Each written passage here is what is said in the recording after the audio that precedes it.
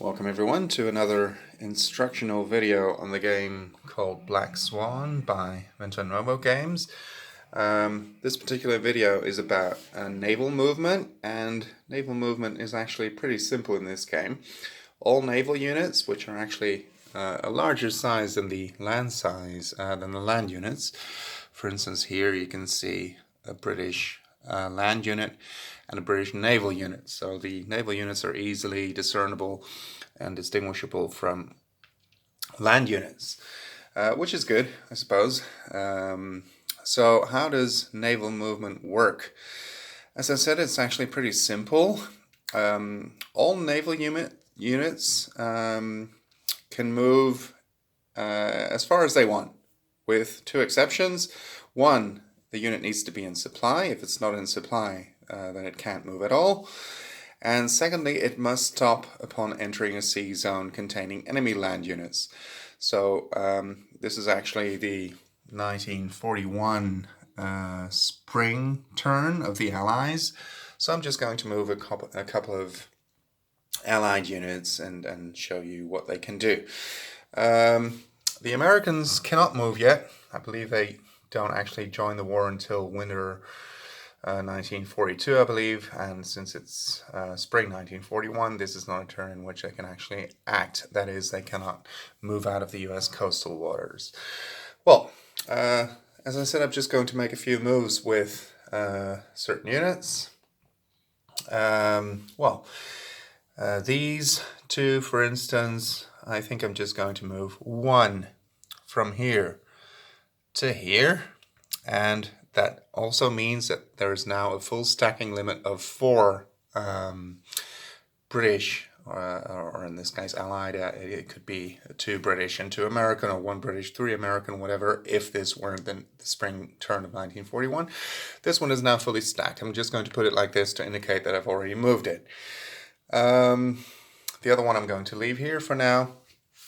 This one I'm going to move into here, and it again must stop as well because of the German unit that's present here. This one I'm going to move here. And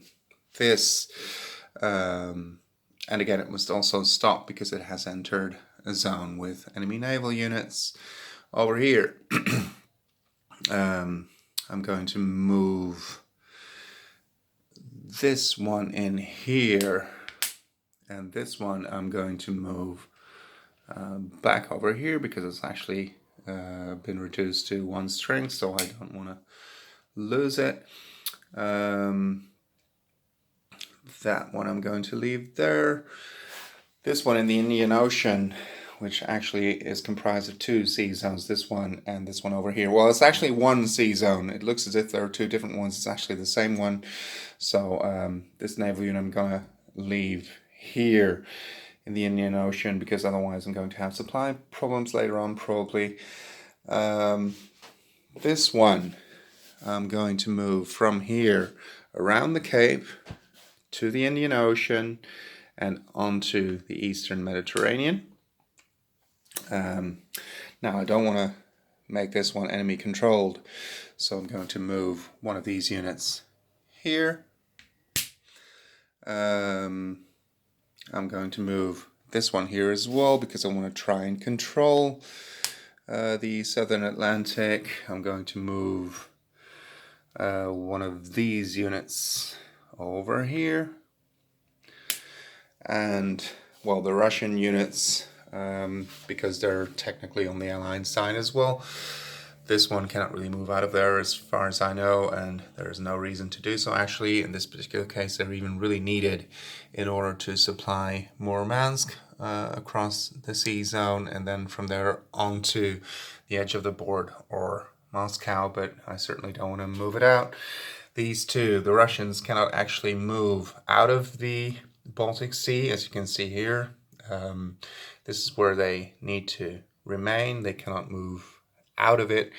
So these are actually, well, these 3 are over there. I could engage the German naval units, but I wouldn't really know why I would want to do that. The Germans seem a little bit stronger over there. So I think this would be it for the naval movement phase of the Allied turn of spring 1941, which is meant to serve as an example. Thank you for watching, and the next video will be on naval combat.